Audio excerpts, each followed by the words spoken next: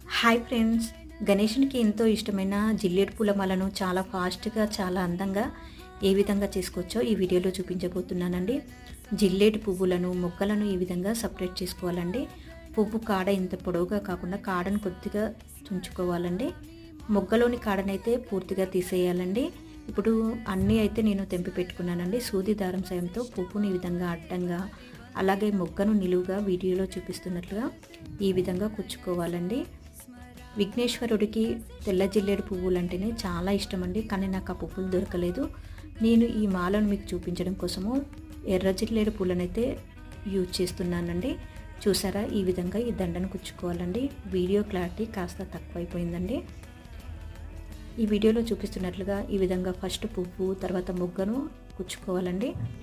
విఘ్నేశ్వరునికి ఎంతో ఇష్టమైన జిల్లేడు పూల మాలనైతే రెడీ అయిపోయిందండి. వీడియో నచ్చితే మీరు లైక్ చేయండి. Thank you.